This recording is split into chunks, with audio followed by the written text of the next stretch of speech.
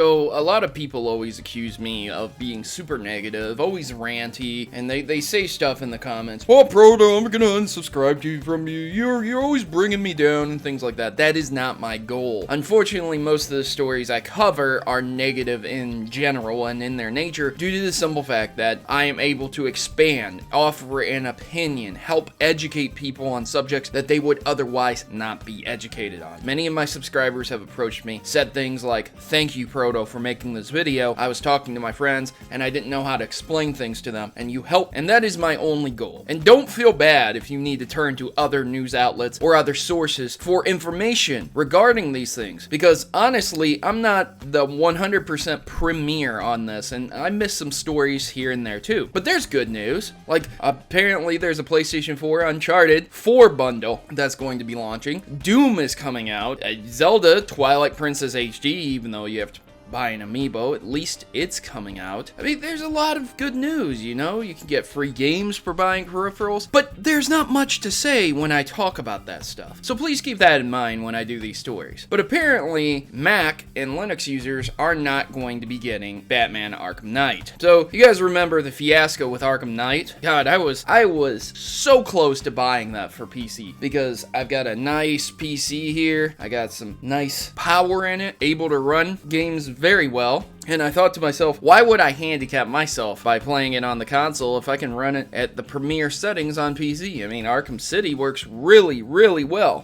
Well, according to Warner Brothers, both Mac and Linux versions for the third entry, Batman game trilogy, Arkham Knight, has officially been revoked. And you can get a refund and request a refund if you already bought a copy on Steam. This is the second time that this has happened. I don't know why they call this game the third in the series. Maybe it's because the Origins one didn't really... I don't know. Whatever. So what does this mean for Mac and Linux users? Well, it's not just them. It is meaning that Warner Brothers does not see a potential for sales in that community. They already released it for PC. They had to take it back. They already had to take a loss on it. But they've gained so much money from the PlayStation 4 and the Xbox One versions because everyone bought that version of the game instead and didn't say, fuck this, man. If you're not going to make a competent PC port, I'm not supporting the game. I still haven't played it. I still haven't bought it. And I'm not going to, because that is fucking bullshit. If I need my Batman fix, I can play Batman Arkham City, which is more than likely the footage you're seeing in the background. And despite if I'm good at it or not,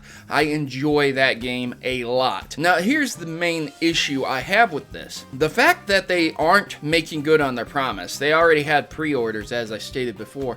That means that they are going to end up just giving those users the boot. Look, despite people disliking PC Master Race, disliking the PC elitists out there, I understand that. I get you. I know where you're coming from, and I would love to sympathize with you. But you need to bond together with your PC brothers, console users, handheld users, mobile users. We all need to band together and stop these shady, shitty practices. Yeah, great, you're getting your money back. But basically, it's Warner Brothers giving the middle finger to PC users because they made enough money on the consoles. So how do we stop this? How do we fight against this? Well, generally speaking, I never say boycott a game because it's not coming out on a certain system. But this is fucking horseshit. And it's way too late to boycott the Batman game. But Warner Brothers makes several different games. They work with different companies. I mean, obviously they work with Rocksteady, but Warner Brothers it's the issue. It's the number one thing. And way back in the day, they were involved with big industry giants as well, like Atari, which caused Atari to go downhill as well. I'm not saying that I'm not saying single-handedly Warner Brothers completely destroyed and caused a video game crash in 1983. I'm not saying that, but I am definitely saying that they are a contributing factor to why the industry is the way it is current, and they don't get a free pass just because they made a few good Batman games. I mean, if you're gonna shit on Konami, if you're gonna shit on Capcom, and you're gonna boycott those type of games, then why not add Warner Brothers to it? Look, we're better better off without these companies doing these shitty practices, getting away with it, and sending the messages to other companies that they can do these shitty practices and get away with it. We're just better off not having them in the market. And this is the one time I will say that competition isn't good, because this is the competition. These guys get away with this shit, and other companies look at them and say, well, fuck it, dude. What's the worst that can happen? You see Warner Brothers? Warner Brothers is alright. People will still buy the game on console if the PC port is half-assed and shit.